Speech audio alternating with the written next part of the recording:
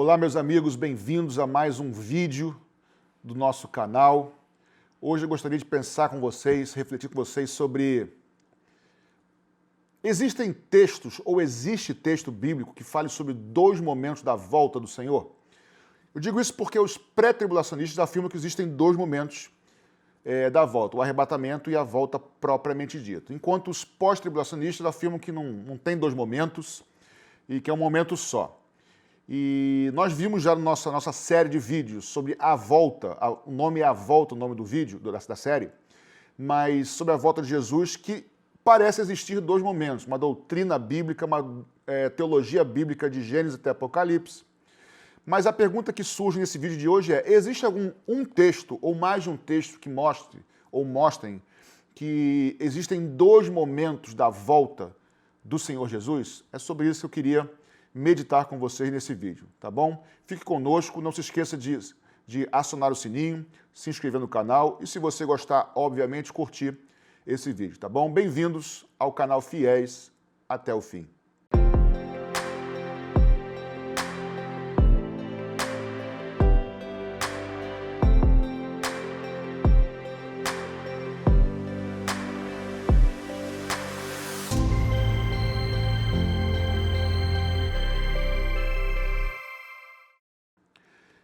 Eu quero iniciar esse vídeo me baseando em dois textos bíblicos de forma geral. Vou usar mais de dois, mas os dois centrais que eu vou usar, eu queria começar com Lucas, capítulo 12, a partir do verso 35. Lucas 12, a partir do verso 35, e eu queria ler com vocês, e deve aparecer agora na sua tela, tá bom? Lucas 12, 35 até o 40 diz o seguinte: Estejam cingidos os vossos lombos, e acesas as vossas candeias, e sede vós semelhantes aos homens que esperam seu Senhor, quando houver de voltar das bodas, para que quando vier e bater, logo possam abrir-lhe.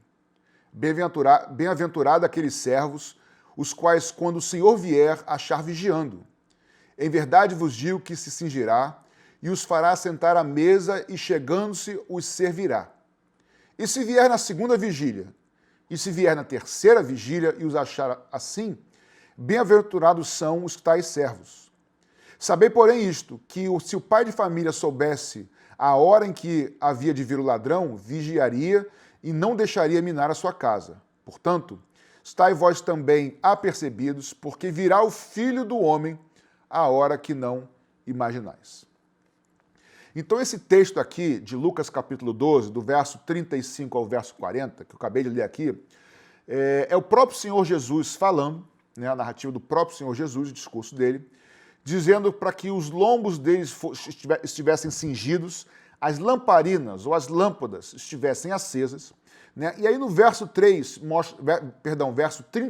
mostra que eles estavam esperando o seu Senhor, grave isso, eles estavam esperando o Senhor deles, tá?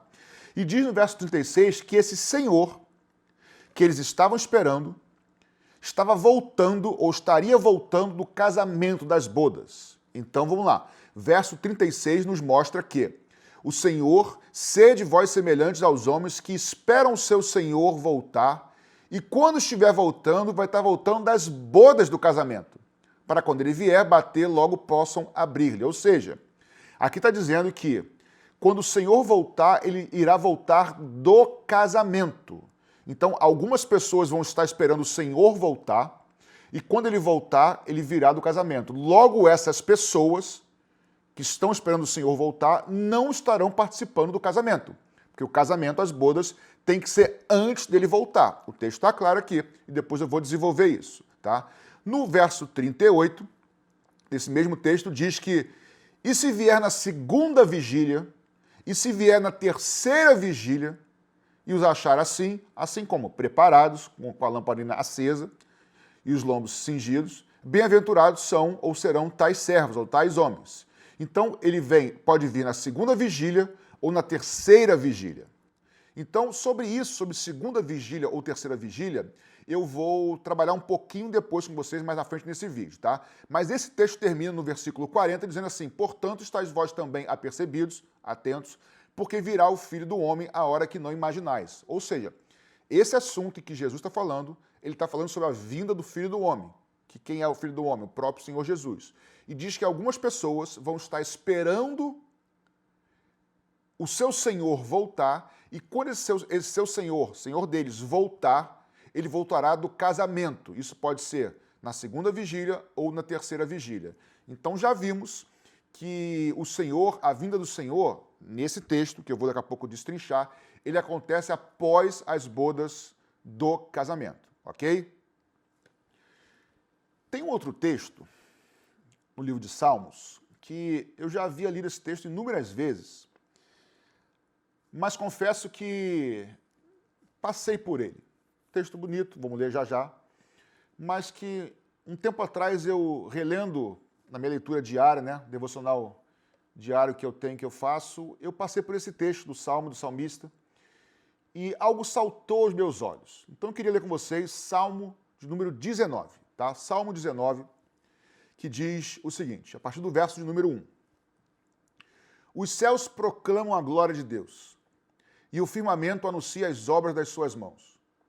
Um dia discursa a outro dia, e uma noite revela conhecimento a outra noite. Não há linguagem, nem há palavras, e deles não se ouve som nenhum, ou nenhum som.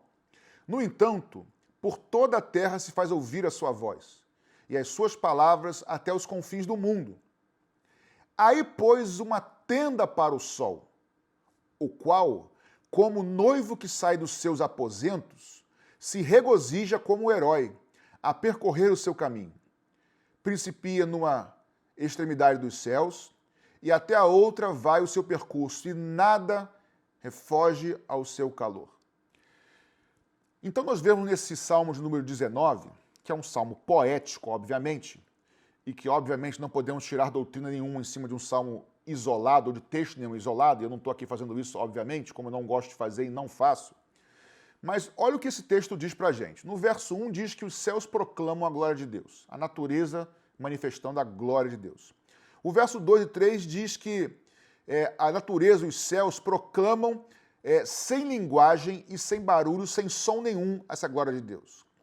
Atente para o verso 4. O verso 4 diz que Deus pôs uma tenda para o sol.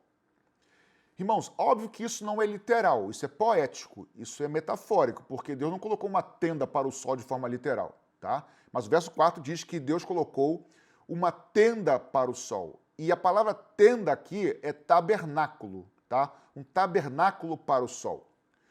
O verso 5 diz que o sol sai dos seus aposentos como um herói. A versão que eu li aqui diz sai dos seus aposentos, e a palavra aqui é rupá. Sai dos seus aposentos nupciais, aposentos de casamento, tá? E o verso 6 diz que sai de uma extremidade da terra, do céu e da terra, até a outra, e nada, nem ninguém pode fugir do seu calor, da sua luz, da sua manifestação. Então, olha o que o texto está dizendo para a gente. Por enquanto eu não estou explicando, estou apenas, não estou interpretando, estou apenas explicando o texto. O texto está dizendo que os céus manifestam a glória de Deus. E que Deus fala por meio da natureza, dos céus, mesmo sem palavras, ou sem barulhos, ou sem vozes, mas testificam da glória de Deus. E aí o verso 4 diz que Deus põe uma tenda, um tabernáculo para o sol. E esse sol é como um homem, o sol é como alguém, um homem não, como alguém que sai como noivo, melhor dizendo. Verso 5 diz, como noivo, o sol é como um noivo que sai dos seus aposentos nupciais, vindo para a terra, como se sentindo um herói, ele sai da sua roupa, que são os aposentos nupciais, a tenda nupcial, ele sai da sua roupa, esse sol, como um noivo, e ele vem, e quando ele vier, ele vai de uma extremidade da terra até a outra, e nada, nem ninguém pode fugir do seu calor, da sua manifestação, da sua luz. Bem, esse texto tem muitas coisas interessantes e paralelas com o Evangelho de Jesus Cristo. Em João capítulo 8, verso 12, Jesus vai dizer que ele é a luz do mundo. Ele fala, eu sou a luz do mundo. Bem, Jesus não é uma lâmpada, nem de LED, tá? Não é uma lâmpada, não é uma estrela, não é a lua, muito menos o sol. Jesus não é literalmente nenhum dos astros, tá? Mas ele fala que eu sou a luz do mundo. E de forma literal, a luz do mundo, irmãos, é o sol. A luz da terra é o sol. Tá? É o sol que ilumina a terra. E Jesus vem, quando ele vem ao mundo pregando o evangelho, anunciando o reino de Deus, ele diz que eu sou a luz do mundo que ilumina o mundo. É interessante destacarmos porque em muitas civilizações, alguns povos e civilizações, eles cultuavam o sol como Deus, como uma divindade. Até a questão do inglês, né, de Sunday, de domingo, o dia do sol, o dia do sol, Sunday, é porque, na verdade, existe a questão romana lá atrás, que não vem ao caso aqui, de cultuar o sol como outras civilizações, como uma divindade. E Jesus, quando ele diz que ele é a luz do mundo, não é também literal, mas é uma figura do sol, que ele é. Aliás, o sol nas Escrituras é um símbolo de Deus, é um símbolo do Senhor. Não é literal, é um símbolo. Pois bem, voltando aqui ao texto de Salmo de número 19. O salmista escreve, obviamente, creio eu, sem entendimento amplo e claro do que estava escrevendo, ele estava sendo usado pelo Espírito Santo, inspirado por Deus para produzir esse texto. E o salmista escreve que Deus faz um tabernáculo para o sol. E esse tabernáculo, irmãos, segundo o salmista, ele sai do céu, aonde está o sol, e percorre toda a terra como um noivo que sai dos seus aposentos. Então, repara só, Jesus é a luz do mundo. Eu sei que esse texto isolado é muita forçação de barra, mas à luz de outros textos, vamos ver já, você vai ver que por trás da inspiração divina eu vou dizer aqui profeta, por que não dizer, é um salmista, mas aqui há algo profético por trás também. Ele está dizendo que Deus coloca, de maneira figurada, um tabernáculo para o sol, e esse tabernáculo sai do céu e percorre toda a terra. E quando ele sai do céu, ele sai como um noivo. Ele sai dos seus aposentos. Então, eu consigo enxergar aqui, sem forçar a barra, apenas pegando princípios bíblicos da hermenêutica e interpretação, que aqui por trás dessa poesia do salmista tem algo profético. E aqui eu vou antecipar a explicação e depois eu volto desmembrando, explicando um pouquinho mais. Nós temos aqui Jesus como a luz do mundo, o sol, que ele recebe um tabernáculo, ele recebe um corpo, tabernáculo é corpo, e ele percorre, ele sai dos seus aposentos, ele, após casar, saindo das núpcias, saindo da rupá, saindo dos aposentos nupciais, ele volta à terra, e quando ele volta à terra, a sua vinda, segundo aqui o Salmo 19, é de uma extremidade até a outra da terra, e ninguém foge ao seu olhar. Isso nada mais é do que a descrição do próprio Evangelho, Novo Testamento, sobre quando a volta do Senhor ocorrer, acontecer, todo olho o verá, será como um relâmpago que sai do Oriente até o Ocidente, todos o verão. É a mesma descrição aqui paralela do Salmo de número 19. E essa volta que ele volta após se casar, após, após as bodas, que nós chamamos de bodas do Cordeiro, isso vai acontecer no final da história, onde ele voltará e todo olho verá. Pois bem, Malaquias capítulo 2, versos 1 e 2 diz o seguinte: porque eis que aquele dia vem ardendo como fornalha. Aquele dia é o dia do Senhor, é o fim da história. Aliás, nós temos um vídeo no nosso canal chamado O Dia do Senhor. Eu te encorajo a assistir esse vídeo, O Dia do Senhor, e também o Milênio. São vídeos separados, independentes, mas eu creio que de alguma forma eles se completam. Eu gravei eles separadamente, mas eles se completam em informações. Então assista O Dia do Senhor. Então, voltando aqui a Malaquias 2, verso 1 e 2. Porque eis que aquele dia vem ardendo como fornalha. Todos os soberbos e todos os que cometem impiedade serão como a palha, e o dia que está por vir os abrasará, diz o Senhor dos Exércitos, de sorte que lhes não deixará nem raiz e nem ramo. Mas para vós, o que temeis o meu nome, nascerá o sol da justiça, e cura trará nas suas asas, e saireis e saltareis como bezerros da estrebaria. Então, o próprio Senhor Jesus, pelos profetas, aqui no Malaquias 2, fala que a volta do Senhor, onde ele vai estabelecer o seu reino milenar, que é o vídeo do milênio, onde é o período da tribulação e depois é o período da volta do Senhor, que é o dia do Senhor, em que ele vai trazer justiça sobre a terra. Inúmeras passagens falam que esse evento na volta do Senhor será como o sol da justiça nascendo. Então, mais uma vez, você vê que o sol representa o Senhor, nas Escrituras. E outros exemplos também, que eu não tenho tempo aqui, senão o vídeo ficaria muito longo. Mas a questão é, para eu acabar de falar sobre Salmo 19, Deus coloca um tabernáculo, um corpo no sol, de maneira figurada. E o sol representa a divindade, representa o Senhor, Jesus, que é a luz do mundo. Ele sai dos seus aposentos, verso 5, dos seus aposentos nupciais. E ele vem à terra. E ele vai de uma extremidade à outra e todos o verão, nada fugirá do seu calor, de novo, da sua luz, da sua intensidade, da sua manifestação.